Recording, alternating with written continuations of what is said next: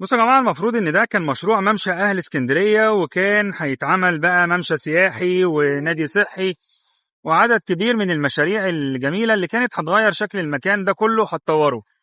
وبالفعل بدأ طبعا ردم في بحيرة مريوط. احنا حاليا موجودين عند بحيرة مريوط، لكن للأسف المشروع ده بقاله فترة أنا شايفه متوقف ومش عارف ليه. أنا حتى كمان خدت بالي، بصوا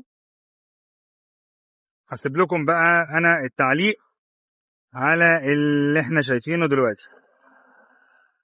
في بعض المشاريع اللي بتبدأ بهمة وبنشاط، لكن للأسف بتقف لسبب أو آخر. فنتمنى ان المشاريع اللي كانت بدأت في اسكندرية وبتغير شكل اماكن كتير فيها وبتطورها للأحسن، تستغل اماكن غير مستغلة زي المكان اللي احنا موجودين فيه دلوقتي. بنتمنى انه يتم استكماله، علشان ده اكيد ان هو هيكون مشروع مفيد جدا، وخصوصا انه هيعمل ظهير سياحي وكورنيش اسكندرية تاني. طبعا معروف ان اسكندرية كورنيشها على البحر الابيض المتوسط، وكورنيش جديد حاليا كمان بيتم استحداثه بعد ردم طريق الكورنيش اللي موجود في منطقة أبو قير وإنشاء مدينة أبو قير الجديدة. في كورنيش كبير كمان لإسكندرية بيتم إنشاؤه هناك. ده كمان كان هيكون من الأماكن السياحية والمتنفس لأهل إسكندرية. كونه كورنيش على بحيرة مريوط هيحل يعني اختناقات كتير، هيعمر الأماكن اللي احنا موجودين فيها، هيخلي منطقة جذب سياحي. يعني مش عارف، هو الفترة اللي فاتت كان في شغل، وكنت بلاقي عربيات اللي بتنقل الرملة اللي قدام حضراتكم، وكان في ردم وحاجات بتحصل في البحيرة، وكان هيتعمل بقى مرسى يخوت ونوادي وممشى للدراجات.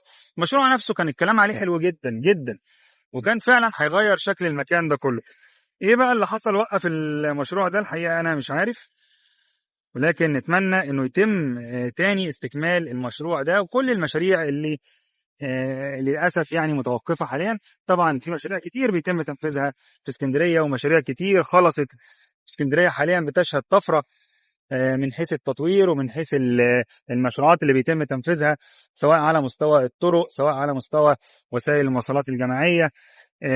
يعني عايز اقول ان في مشاريع كتير بتحصل في اسكندريه كطفره غير مسبوقه. اسكندريه ما شهدتش كميه المشاريع اللي بتحصل دلوقتي في وقت واحد.